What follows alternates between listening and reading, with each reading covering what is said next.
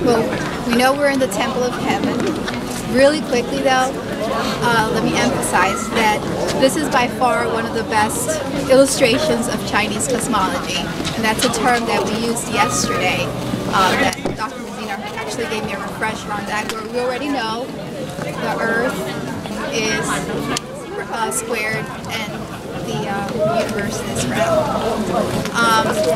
The Temple of Heaven is built on Taoist principles. So everything, like the whole detail and structure, is honestly based on a whole Taoist concept. We know the number 9 and just many more other things. What I'm going to talk about here for the moment is that echoing wall. Okay, and a very interesting feature. Basically, the purpose of the echoing wall is to, it's like the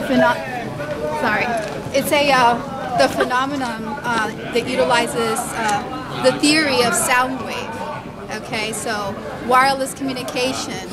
Has anyone heard of the term walls can hear or walls can speak? Well, that's right there. I think that's where that term comes from, I think. I don't know, but that's the first thing that came to mind. The wall enclosed the Imperial Vault of Heaven. Its perimeter is 193 meters. It's a smooth wall built in almost complete circle. Now, if you and someone else stand at the east and the west roots of the wall repeatedly, and you whisper a word, then your friend will hear clearly what you say. That's crazy. Really? We really got to try that. East and west? That's so cool. East and west.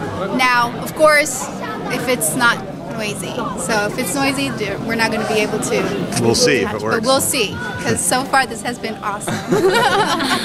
I love it. Okay. Second, both people have to face north. So it is better to stand by the wall at the back of the 2 side chambers. We'll figure that out. So it's right here, right? Okay. And right over there.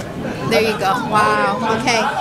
Now, the entrance of the courtyard prevents the voices from being heard by others. So, to sum it up, what's said in the echo wall stays in the echo wall. And that's my presentation for now. Any questions for Sandra here? We want to go yell at the wall. No, I think When you go say a word there, we'll try to figure out what you say. Some people stay here and some people stay here.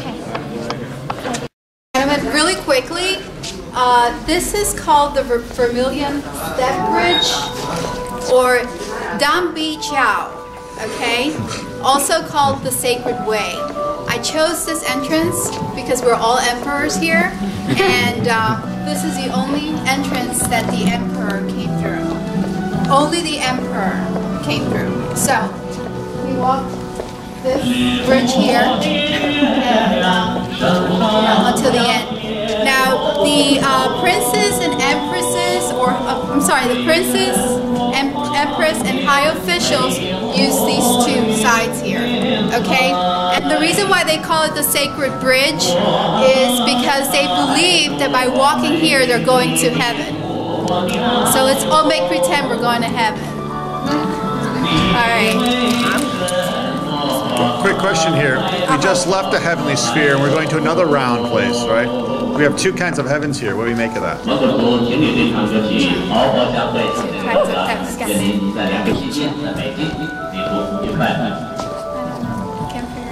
I'm viewing it as a whole. Yeah, okay. Thousands of people know this, right? There's different layers of heaven, right? There are many, many, many heavens, right? And so we're going up the cosmology here. Okay. Make sense? Yes. So what was back here? This is just a lower heaven. Now we're going to a higher heaven, you see? Okay. Okay. Oh, that's why we started south. Makes sense now. That's why we started south, because we're going up. We're moving up the hill. Going to heaven. Come on, guys. Moving on up. Yes. Moving on up. Ready? Okay. This is the temple. This is the temple of abstinence. Okay. The emperor came to the Temple of Heaven 3 times a year. Okay, but he came into this